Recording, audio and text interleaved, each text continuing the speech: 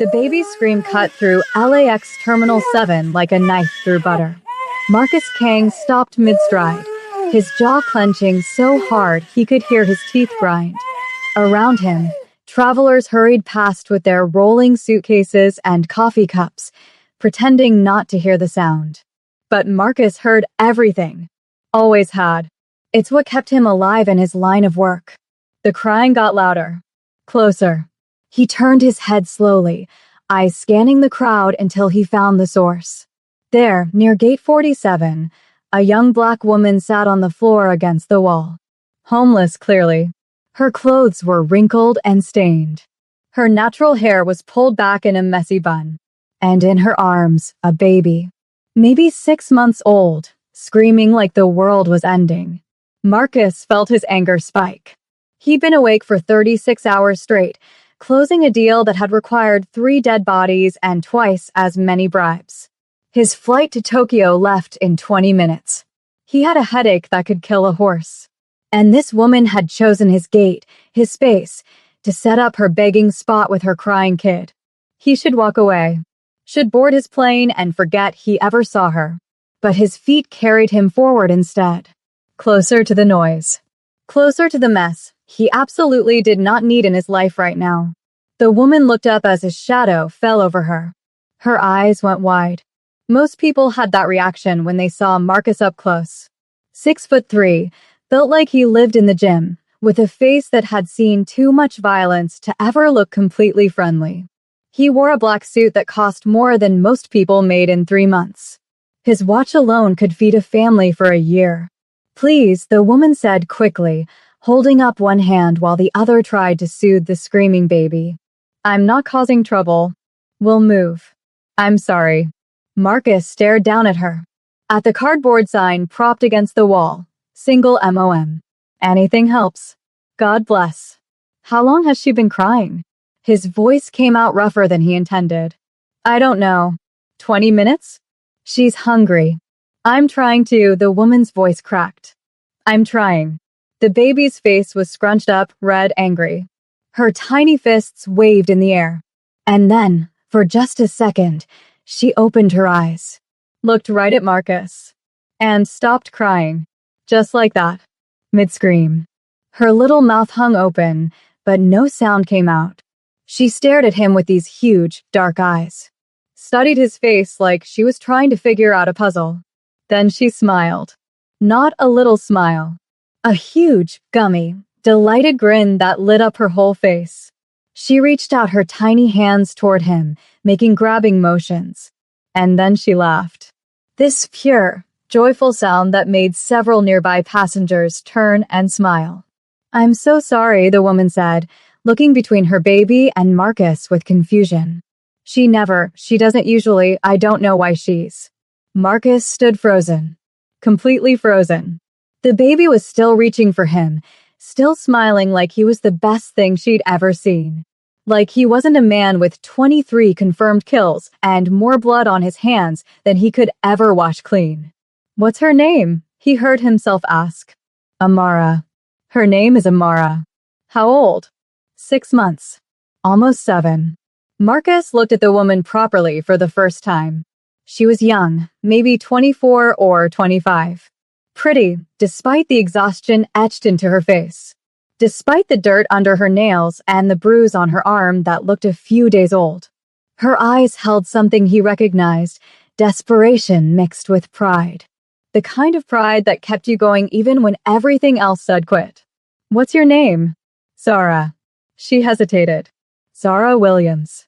Stand up, Sarah. She did, slowly, carefully, like she thought he might hit her. She held Amara close, protective. The baby was still staring at Marcus, still smiling. Marcus reached into his pocket, pulled out a set of keys on a simple silver keychain. He held them out. Zara looked at the keys like they might explode. What is this? Address is on the tag. It's a house in Malibu. Beach property. 3 bedrooms, fully furnished, stocked kitchen. I don't understand. Neither do I, Marcus said honestly. And he didn't. He had no idea what he was doing. This went against every rule he'd ever learned. Never pick up strays. Never show weakness. Never let anyone into your space. But your daughter smiled at me. And I can't remember the last time anyone looked at me like that. Sir, I can't accept. You can and you will. He pushed the keys into her hand. Ignored how her fingers trembled. Stay there. Keep the place clean. Take care of your daughter. I'll be back in 3 months. 3 months. Business in Tokyo. Maybe longer. Doesn't matter. House is empty anyway. He stepped back, putting distance between them before he could change his mind. There's a car service number on the back of the tag. They'll take you there. Everything you need is already in the house. Why? Zara's voice broke. Why would you do this? Marcus looked at baby Amara one more time. She waved at him, giggling, like they were old friends. I don't know, he said quietly. Maybe I'm tired of being the villain in every story. He turned and walked away. Didn't look back. Couldn't look back because if he did, he'd see the tears streaming down Zara's face, and he'd remember that he wasn't supposed to care about things like that. Behind him, he heard Amara start to cry again, calling after him in her baby way. Marcus kept walking, boarded his plane, sat in first class and closed his eyes. What the hell had he just done? Drop a comment telling me where you're watching from and hit that subscribe button. You won't believe what happens when he comes back. Now back to the story. The beach house was insane. Zara stood in the driveway, holding Amara, staring at the 2-story modern home with floor-to-ceiling windows that showed the ocean beyond. The driver who'd picked them up from the airport had barely said 2 words.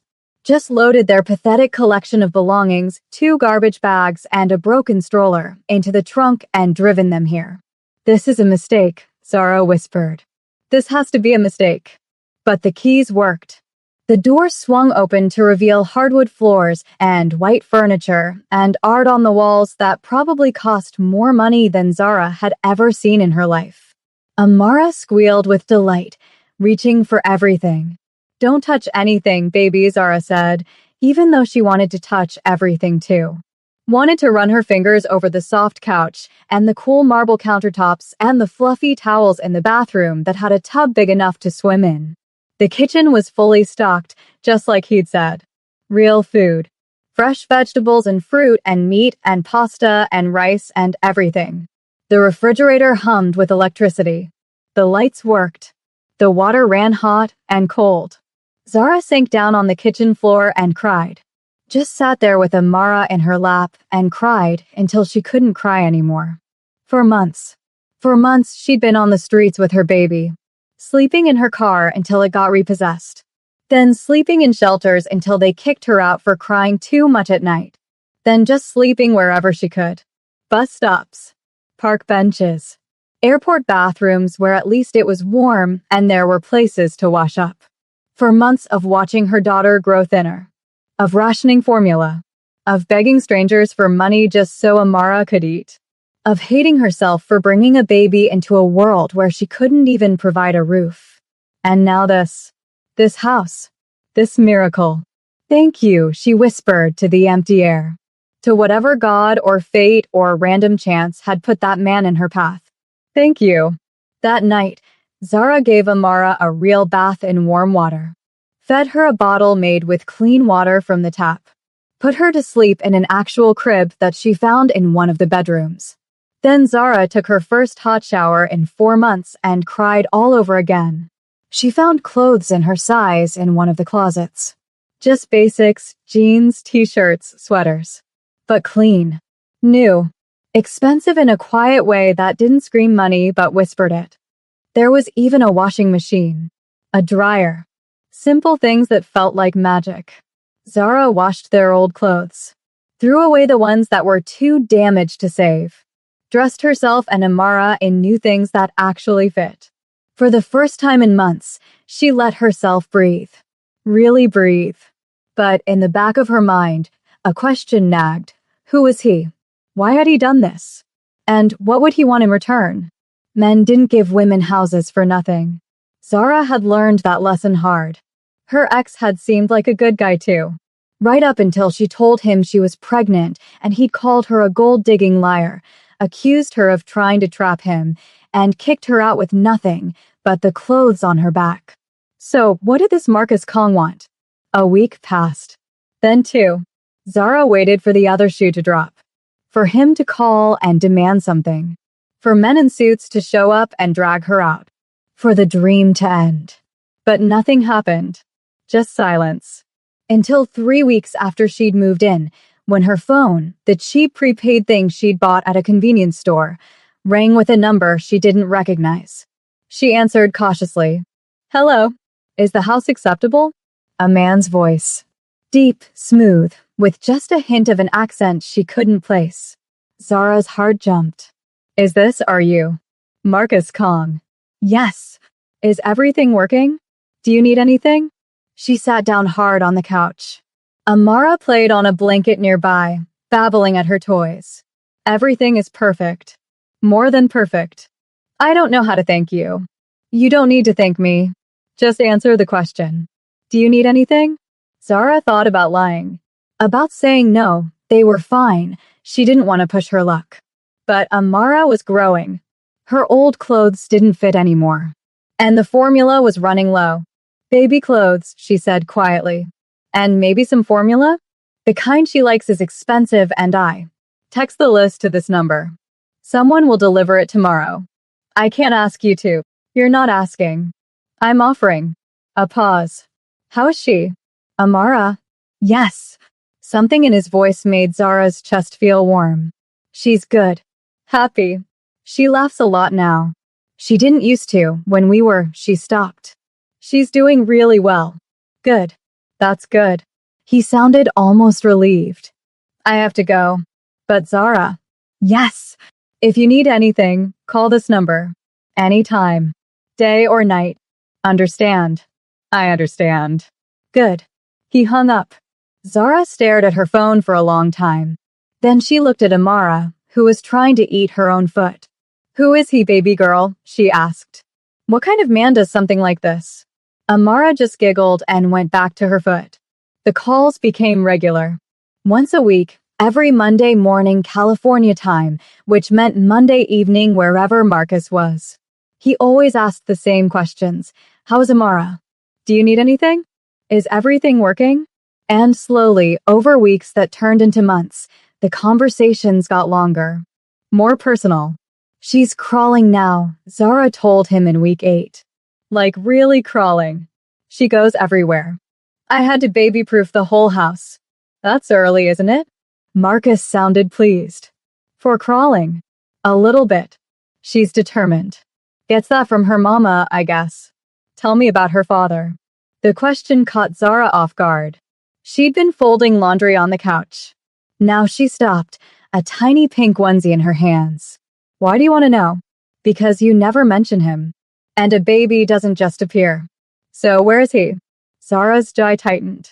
"He's not in the picture." "His choice." "What happened?" "Does it matter?" "It does to me." And somehow, despite every wall she'd built, despite every reason not to trust anyone, Zara found herself talking. Telling this stranger the whole story. How she'd been working 2 jobs, trying to save money for college. How she'd met Derek at the bar where she waitressed. How he'd been charming and sweet and funny. How she'd actually believed him when he said he loved her. How everything had changed the second she showed him the positive pregnancy test. "He said I was trying to trap him," Zara said quietly. "Said I probably cheated and the baby wasn't even his. Told me to get rid of it or get out of his apartment." She laughed bitterly. "I chose the baby. And 2 weeks later, I was living in my car." Marcus was quiet for so long Zara thought the call had dropped. "He's lucky he's not here," Marcus finally said. His voice had gone cold. Empty. "Because if I ever meet him, he won't walk away." "You don't mean that." "I absolutely mean it." And the scary thing was, Zara believed him. A man who abandons his child is less than nothing. He's worse than the worst criminals I deal with. "What kind of criminals do you deal with?" Another long pause. "The kind I shouldn't talk about on a phone call." "Are you a bad person, Marcus Kong?" "Yes." No hesitation. Just honesty. "I've done terrible things. Hurt people. Worse than hurt them. I'm not a good man, Zara. But you gave us this house. One good deed doesn't erase 100 bad ones. Maybe not, Zara said. But it's a start. She could almost hear him smile through the phone. You're an optimist. I'm a survivor. There's a difference. Indeed. Amara chose that moment to pull herself up on the coffee table, standing on wobbly legs. She looked at Zara and grinned, proud of herself. Oh my God, Zara breathed. She's standing. Marcus, she's standing on her own. Send me a picture. What? Of her standing. Send me a picture. Please. Zara fumbled for her phone, snapped a quick photo of Amara balancing against the table. Sent it to the number he'd been calling from. She heard his phone buzz on the other end. Heard his sharp intake of breath. She looks happy, Marcus said softly. She is. Because of you. No. Because of you. You're the one raising her. Teaching her. Loving her. I just provided a roof. You provided more than that. You provided hope. Neither of them spoke for a moment. The silence felt heavy. Meaningful. I should let you go, Marcus finally said. It's late here. Where are you? Tokyo. Still. The business is complicated. When are you coming back? 3 months. That was the deal. Right. 3 months. Zara did the math. So about 6 weeks from now? Yes. 6 weeks. He paused. I'll see you then, Zara. See you then. But 6 weeks came and went. No Marcus. The calls continued. But each time, he had an excuse. Business in Hong Kong. Problems in Seoul. Complications with partners who needed personal attention. I'm sorry, he told her in month 4. I know I said 3 months. It's turning into longer. It's okay, Zara said. And weirdly, it was okay. The house was still theirs. The money still showed up like clockwork. And she'd started taking online classes, studying for her GED while Amara napped. How is she? Getting big. She's pulling herself up on everything. I think she's going to walk soon. I want to see that. When she walks, record it. Send it to me. You really care about her, don't you? I really do. He sounded surprised by it. I don't know why, but I do. Maybe you're a better person than you think. Or maybe she just smiles better than anyone else. Zara laughed. That too. Month 5. Month 6. The calls got more frequent. Longer. Sometimes twice a week. Sometimes just to check in. Sometimes to talk about nothing important. How Amara had tried sweet potatoes and hated them. How Zara had found a good deal on baby clothes at Target. How Marcus had closed a deal that was worth millions but felt empty. Do you ever get tired? Zara asked him one night. It was late. Amara was asleep. Zara was sitting on the deck, watching the waves. Of the life you live? The violence. Every day, Marcus admitted. But it's all I know. It's what I'm good at. You're good at other things too. Like what? Like talking to me. Like caring about a baby you barely know. Like being human instead of a monster. You've never met me. Maybe I am a monster. Monsters don't call every week to check on a kid. Monsters don't make sure we have everything we need. Monsters don't sound sad when they talk about missing things. What am I missing? Her growing up. First steps. First words. All the little moments that matter. Marcus went quiet. You're right. I am missing it. And he stopped. That's harder than I thought it would be. Then come home. I will. Soon. I promise. But soon turned into another month. Then another. Until finally, in the middle of month 6, Marcus called with different news. I'm coming back, he said. Week from Wednesday. My flight lands at noon. Zara's heart did something complicated in her chest. Really? Really? I'm done here. Time to come home. This is home now? LA? Wherever you and Amara are, Marcus said quietly. That's home. After the call ended, Zara sat in the darkened living room, processing his words. Processing the way her heart had jumped when he said he was coming back. Processing the way she'd started looking forward to his calls. The way she'd started thinking of him as more than just the stranger who'd saved them. Somewhere along the way, in the space between phone calls and text messages and photos, she'd started to care about Marcus Kong. And that terrified her. Because men who seemed good always turned bad. That's what her life had taught her. But a small voice in the back of her mind whispered, what if he's different? What if he's real? Zara stood up, checked on Amara sleeping in her crib, and made a decision. When Marcus came back, she'd be ready. They'd talk. Really talk. Figure out what this was. What it could be. If he still wanted them here. If he didn't, well, she'd figure that out too. She always did. But deep down, she hoped he wanted them. Hoped he wanted her. Because somewhere in the past 6 months, she'd started to fall for a man she'd never even kissed. If you're hooked, smash that like button and subscribe. Comment below, what do you think Marcus will say when he sees them? Let's find out. The day Marcus was supposed to arrive, Zara cleaned the house 3 times. She washed every surface, vacuumed every rug, made sure everything was perfect. She dressed Amara in the cutest outfit she owned, a little yellow sundress with matching shoes. Did her hair in 2 puffs on top of her head. Then Zara looked at herself in the mirror and panicked. What do you wear to meet the man who changed your life? The man you'd only talk to on the phone? The man who could be anyone, anything, and you'd still be grateful because he'd saved you? She settled on a simple blue dress. Nothing fancy. Just clean and pretty and her. Noon came and went. No Marcus. 1 o'clock. 2 o'clock. Zara tried not to panic. Flights got delayed. Traffic happened. Maybe his meeting ran late. At 3 o'clock, her phone rang. I'm pulling up now, Marcus said. Are you home? We're here. Good. See you in 2 minutes. Zara's hands shook as she picked up Amara. Daddy's home, she whispered. Then stopped. I mean, Marcus is here. The man who gave us this house. Not your daddy. Because he's not your daddy. He's just. Amara babbled something that sounded like Dada, and Zara's heart clenched. No, baby. Don't call him that. He's not. The doorbell rang. Zara took a breath. Opened the door. And there he was. Marcus Kong looked exactly like she remembered, but also completely different. Taller somehow. More real. His black suit was wrinkled from travel. His hair was messy. He had dark circles under his eyes like he hadn't slept in days. But when he saw them, his whole face lit up. Hi, he said. Hi, Zara breathed. They stood there for a long moment, just looking at each other. 6 months of phone calls suddenly feeling very different when they were face to face. Then Amara made a sound. A happy, excited squeal. Marcus's attention dropped to the baby. Amara, look at you. You're so big. Amara stared at him, studying his face. And then she did something that made Zara's entire world stop.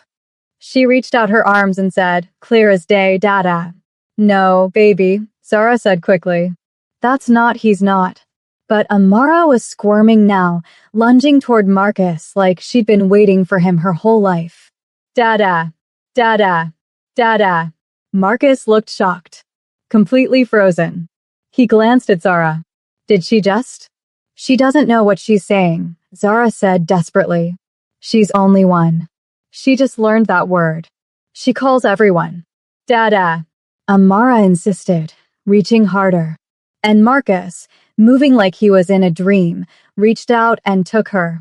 Amara immediately wrapped her arms around his neck, laid her head on his shoulder, made that contented sound babies make when they feel safe. And Marcus, this dangerous man who'd killed people with his bare hands, held her like she was made of glass. Like she was the most precious thing in the world. Hey, little one, he whispered. I missed you too. Zara felt tears prick her eyes. This couldn't be happening. This was wrong. This was. Marcus looked up at her, and the expression on his face made her breath catch. Can I come in? Yes. Of course. This is your house. No, Marcus said, stepping inside. It's yours. I gave it to you. Remember? They moved to the living room.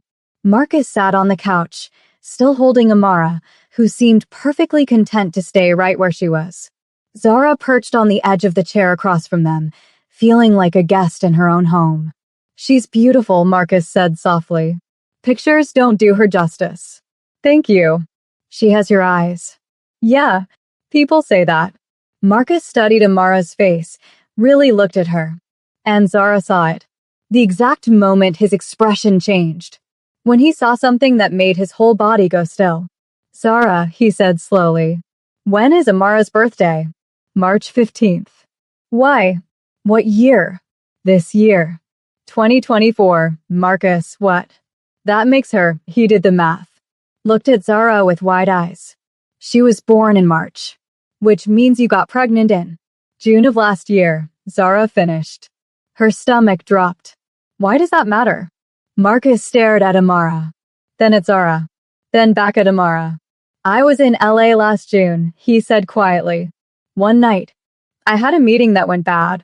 Violent. I went to a hotel bar too, he stopped. To forget. Zara's world tilted sideways. What hotel? The Ritz-Carlton. Downtown. June 15th. June 15th. The night Zara had worked a double shift. The night that handsome, drunk man had sat at her bar, drinking expensive whiskey and staring at nothing. The night she'd felt sorry for him because he looked so alone. So broken. The night she'd agreed to have one drink after her shift. Then two. Then. Oh my God, Zara whispered. You were the waitress, Marcus said. Not a question. A statement. The one with a pretty smile. You told me jokes to make me feel better. You said I looked like I needed a friend. And you said you didn't deserve friends. Zara's hands were shaking. You bought me drinks. We talked for hours. About nothing. About everything. And then we went upstairs to my room. Marcus's voice was rough. I was drunk. You were tipsy. We both knew it was a bad idea, but we didn't care because for one night we just wanted to feel something good. I never saw you again. You checked out early. I tried to find you, but I didn't even know your full name. Just Marcus. Zara looked at Amara, who was playing with Marcus's tie, completely oblivious to the bomb going off around her. Oh my God. She's yours. Marcus looked at his daughter. Really looked at her. Saw his own eyes staring back at him. Saw the shape of his nose, the curve of his smile when she grinned. She's mine, he repeated. His voice cracked. Amara is my daughter. I didn't know, Zara said quickly. I swear to God, I didn't know. If I'd known who you were, where to find you. I know. I believe you. Marcus's hands were shaking as he held Amara. That's why she smiled at me. At the airport. That's why she called me Dada. She knew. Somehow she knew. Biology, Zara whispered. She recognized you on some level. The same way babies know their mother's heartbeat. I gave my own daughter's mother a house and didn't even know it. Marcus laughed, but it sounded broken. For 6 months I've been calling you, asking about her, missing her milestones, and she's mine. She's been mine this whole time. Amara chose that moment to pat Marcus's face with her tiny hand. Dada, she said proudly. Like she'd been trying to tell them all along. Marcus closed his eyes. A single tear tracked down his cheek. Hey, baby girl, he whispered. I'm sorry I didn't know. I'm sorry I wasn't there when you were born. But I'm here now. And I'm never leaving again. Zara watched this moment, this impossible, perfect, terrifying moment, and realized everything had just changed. Marcus wasn't just the stranger who'd saved them. He was Amara's father. And somehow, that made everything more complicated and more simple all at once. What do we do now? She asked quietly. Marcus opened his eyes. Looked at her. Really looked at her. Now we figure this out. Together. Because whether we planned it or not, whether we even knew each other or not, we made this beautiful little girl. And she deserves better than two strangers co-parenting from a distance. What are you saying? I'm saying I want to be her father. Really be her father. Not just a guy who sends money and calls once a week. He paused. And I want to know you. Really know you. Not just phone calls. Not just text messages. I want to try. If you'll let me. Zara's heart was doing that complicated thing again. You want to try what exactly? Being a family. Marcus said it like it was the simplest thing in the world. The most obvious solution. Not perfect. Not normal. But real. What do you say? What did she say? What could she say? This was insane. They barely knew each other. He was a criminal. She was a single mother who'd been homeless 6 months ago. Nothing about this made sense. But Amara was giggling in his arms, looking between them with pure joy. And Marcus was looking at Zara like she was something precious. Something worth fighting for. Okay, Zara heard herself say. We'll try. Marcus smiled. Really smiled. Okay, but Marcus. Yeah, if you hurt us, if you leave, if you break her heart, Zara's voice went hard. I will make sure you regret it. I don't care who you are or what you do. She comes first. Always. Good, Marcus said. She should come first. And Zara? I won't hurt you. Either of you. I promise. Promises are easy to make. And I plan to keep this one. They sat there for a long moment, the weight of everything settling between them.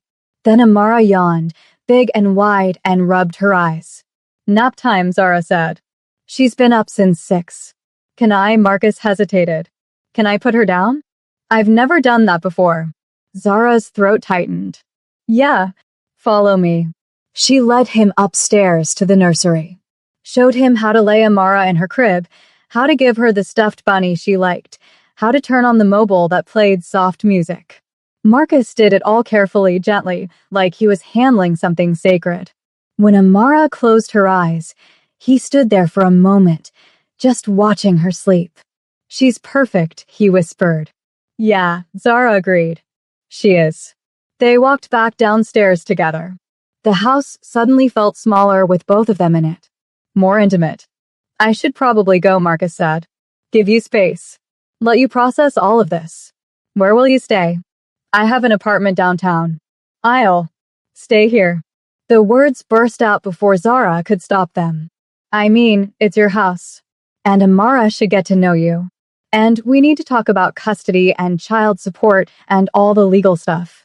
So it makes sense for you to stay. In one of the other bedrooms. If you want. Marcus studied her. Are you sure? I'm not sure about anything right now, Zara admitted. But I'm sure that Amara deserves to have her father around. So yeah, stay. Okay, I'll stay. And just like that, their little family of 2 became 3.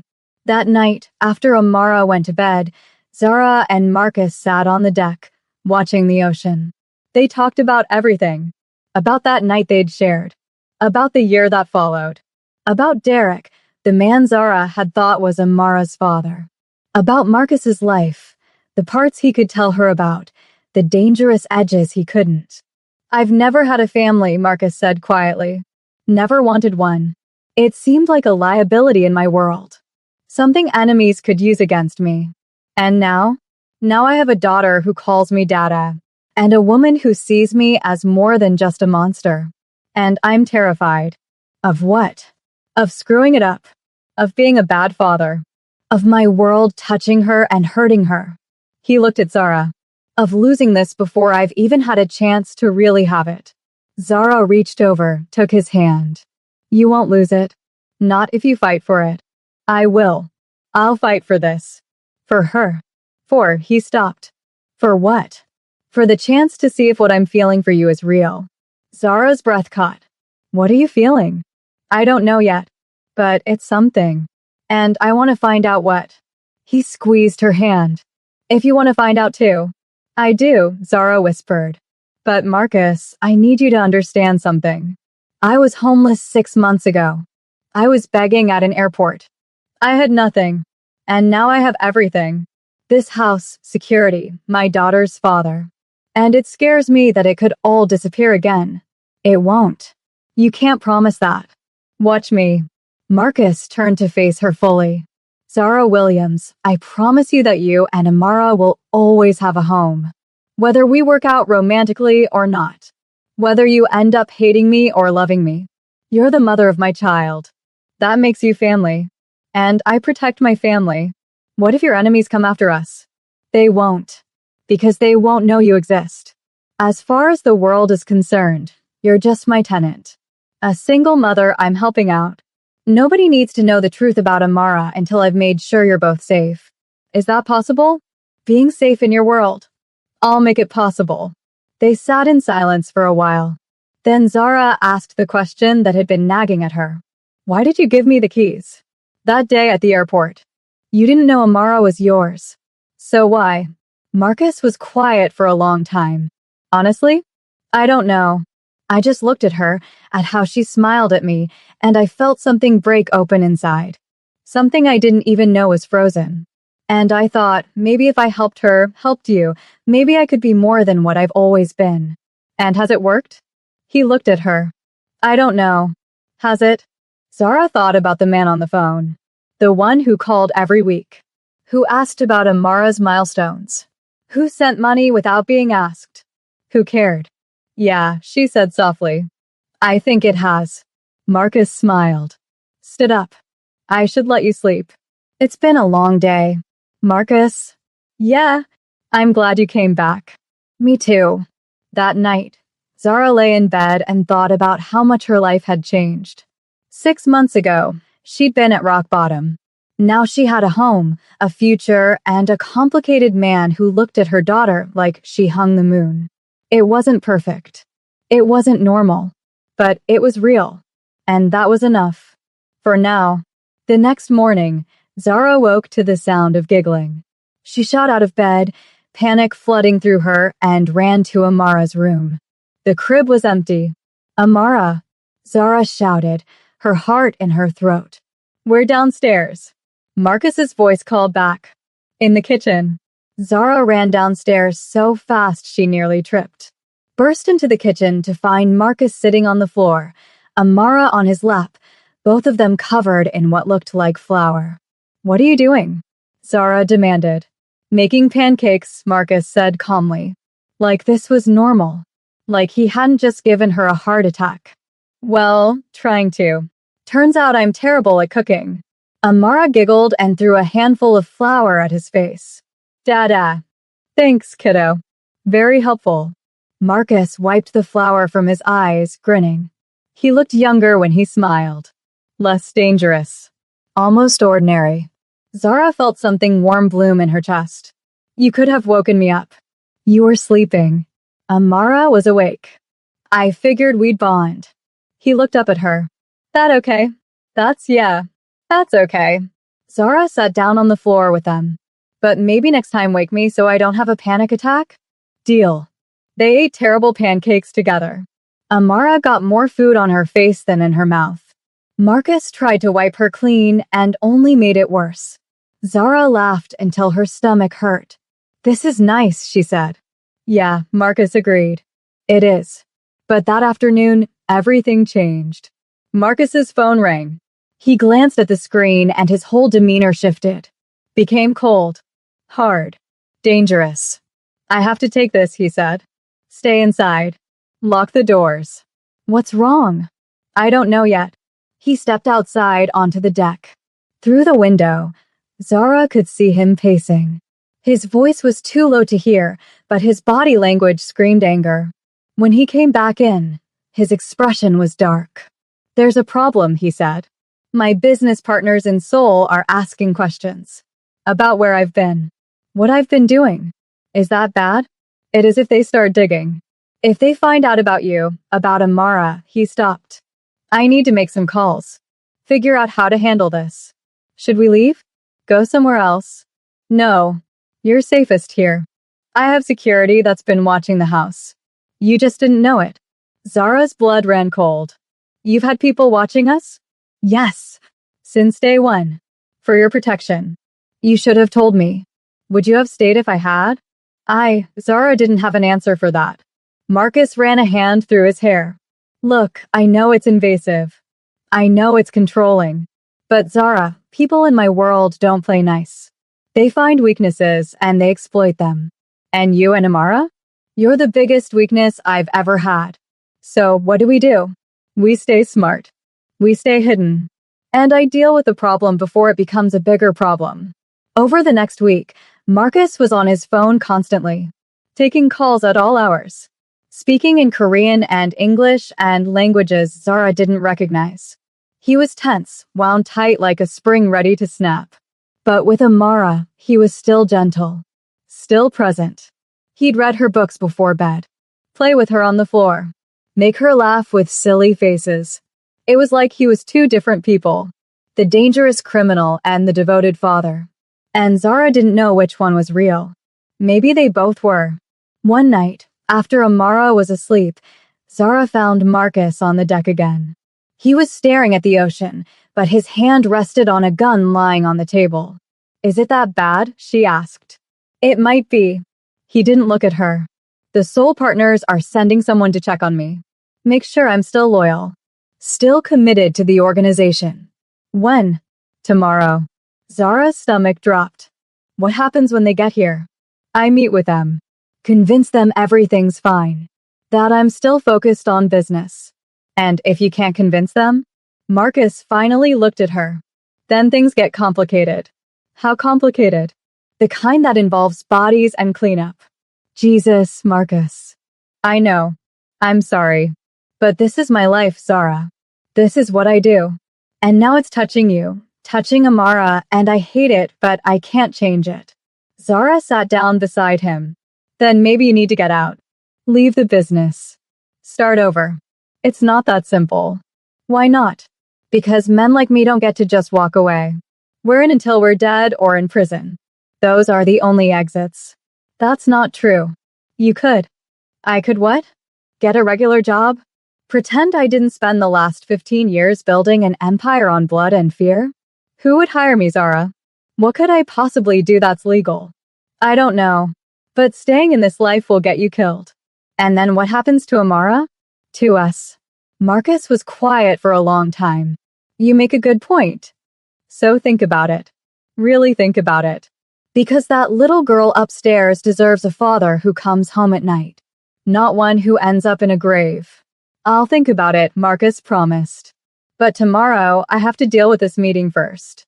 The next day, Marcus left early. Wore a suit that made him look every inch the dangerous criminal he was. Kissed Amara goodbye. Squeezed Zara's hand. "Stay inside," he said. "Don't answer the door for anyone. If something goes wrong, there's a number on the fridge. Call it. The security team will get you out." "Marcus, you're scaring me." "Good. Be scared. It'll keep you alert." He cupped her face. "I will come back. I promise." "You can't promise that." "Watch me." He left. The house felt too quiet without him. Zara tried to distract herself. Played with Amara. Did laundry. Made lunch. But the whole time, her eyes kept drifting to the clock. Noon came and went. 1 o'clock. 2 o'clock. At 3, her phone buzzed with a text from an unknown number. "Meeting went bad. Stay put. Don't panic." Zara's hands shook as she typed back, "Are you okay?" "For now. But they know about the house." "What?" "Get Amara. Go to the panic room. Now." Zara didn't think. Just grabbed Amara, who started crying at the sudden movement, and ran upstairs. The panic room was hidden behind a false wall in the master closet. She punched in the code Marcus had shown her Amara's birthday, and the door slid open. Inside was a small room with supplies. Water, food, first aid. And a monitor showing security camera feeds of the whole house. Zara locked them inside, held Amara close, and watched the screens. At first, nothing. Just empty rooms. Quiet. Then, on the front door camera, she saw them. 3 men in suits. Knocking politely. Zara held her breath. When no one answered, they stopped being polite. One of them kicked the door open. The lock splintered. They were inside. Zara watched on the monitors as they moved through her home. Opening doors. Checking rooms. Looking for her. Looking for Amara. She covered her daughter's mouth, whispered soothing sounds even as her own heart tried to beat out of her chest. On the screen, the men were getting frustrated. Talking in Korean. Gesturing angrily. Then, on the driveway camera, she saw more cars pull up. Marcus's car. And 2 others. Marcus got out first. Even on the grainy security footage, she could see he was furious. He walked up to the house like he owned it, which he did. But more than that, he walked like a man who was done playing nice. The other cars opened. More men. Marcus's men. They entered the house. Zara couldn't hear what was being said, but she could see the body language, the shouting, the posturing.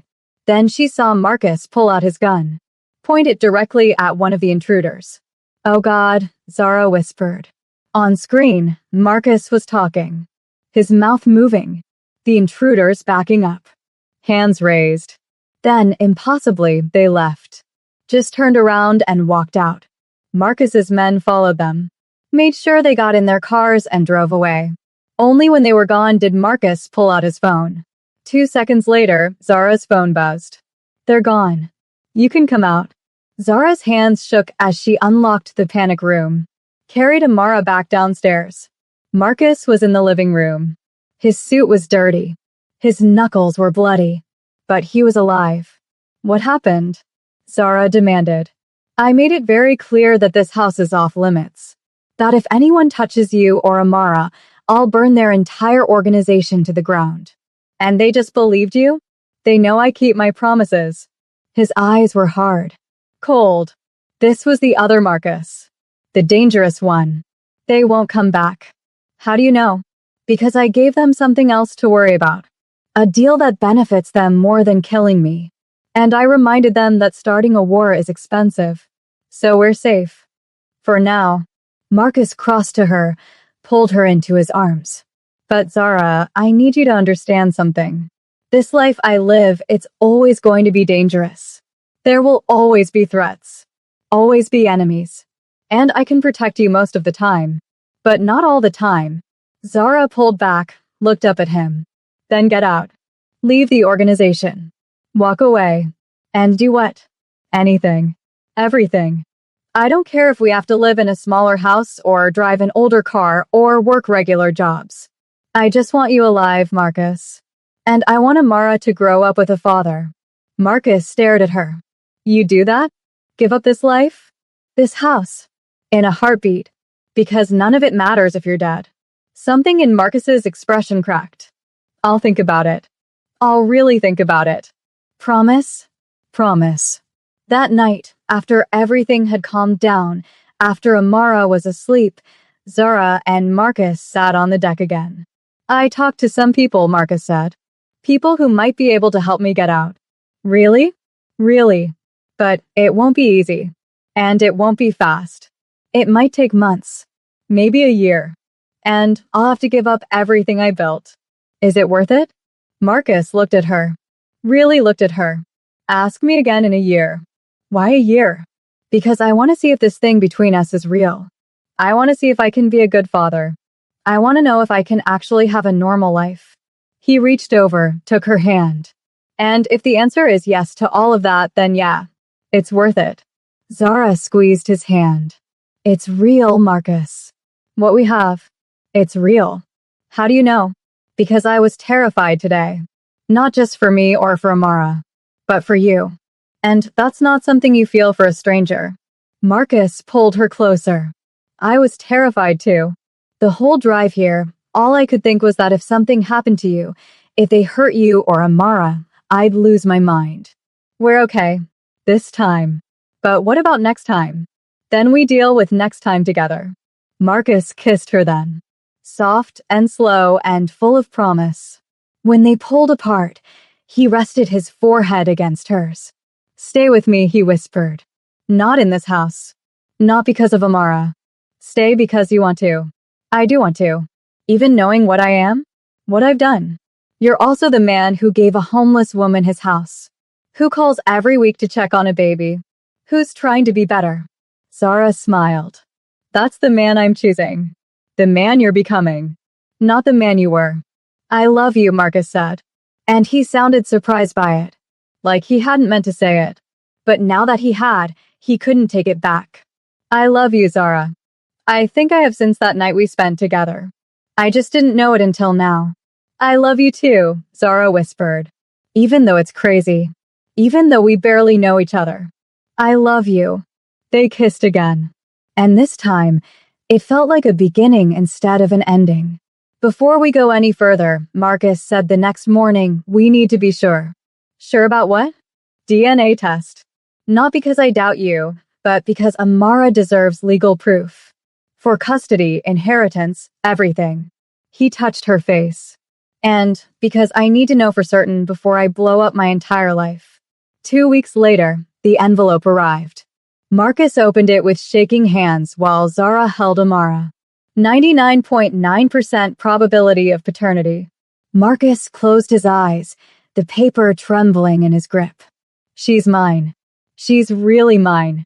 Did you doubt it? No. But now it's real. Legal. Permanent. He looked at his daughter.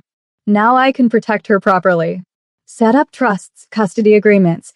Make sure she's taken care of no matter what happens to me. If this story moved you, hit that subscribe button and drop a like. Comment below. Would you have stayed? Would you have taken the risk? Let's wrap this up. 1 year later, everything was different. Marcus had done it. Actually done it. Walked away from the criminal empire he'd built. It had taken negotiations, payoffs, and more than a few threats. But he'd cut ties. Started over. Now he ran a legitimate security firm. Used his skills for good instead of evil. Made less money but slept better at night. They'd moved out of the beach house. Into something smaller. More normal. A regular house in a regular neighborhood where Amara could have friends and go to regular daycare and live a regular life. Marcus was there every morning for breakfast. Every night for dinner. Every bedtime story. And Zara? She'd finished her GED. Started taking college classes online. Was working toward the degree she'd always wanted. On their daughter's second birthday, Marcus got down on one knee in their living room. Zara Williams, he said, holding up a simple ring. You saved my life.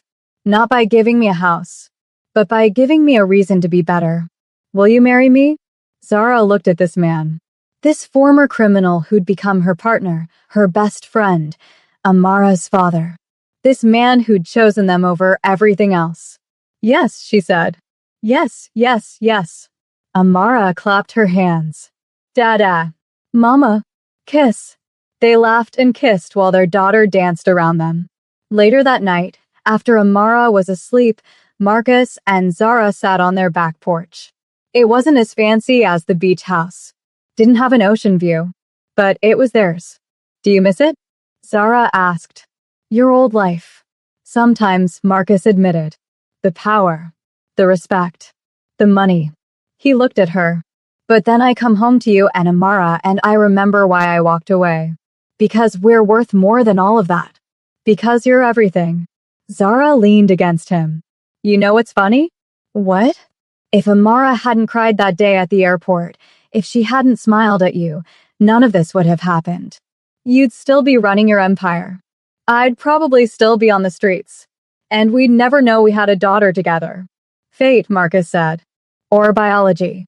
Or just unluck. Whatever it was, I'm grateful. Me too. They sat in comfortable silence for a while. Then Zara spoke again. She asked about Derek today. Marcus stiffened. What did she ask? If she had another daddy. Someone before you. Zara sighed. I didn't know what to tell her. Tell her the truth. That you thought someone else was her father. But he wasn't. I am. And I'm not going anywhere. She's 2. She won't understand the complicated parts. Then we'll explain it when she's older. When she can understand. Marcus pulled Zara closer. But one thing she needs to know now is that I'm her dad. Not because of biology. But because I chose to be. Because I love her. And I love you. Even though we're a mess. Especially because we're a mess. We're a mess. And it's perfect. Zara smiled. Kissed him. Yeah, it is. Inside, Amara stirred in her sleep. Called out Dada. Marcus started to get up, but Zara stopped him. I'll go. You got her last time. We could both go. We could. So they did. Together, they went to their daughter's room. Tucked her back in. Kissed her forehead. Whispered that they loved her. And Amara, This miracle baby who'd somehow brought two broken people together smiled in her sleep and whispered back, "Love, Dada. Love, Mama." As they walked back to their own room, Marcus pulled Zara close. "Thank you," he said. "For what?" "For not running that day at the airport. For giving me a chance.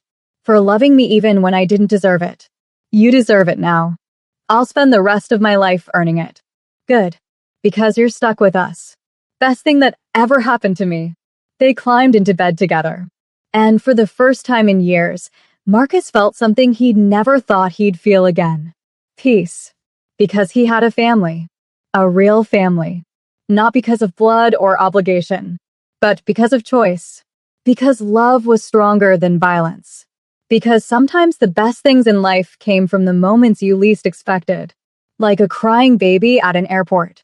A spontaneous decision to help. And a daughter who knew her father before anyone else did. The end. If you made it this far, drop a like and subscribe. Comment telling me what part hit you hardest. And remember, sometimes the best families are the ones we choose. See you in the next story.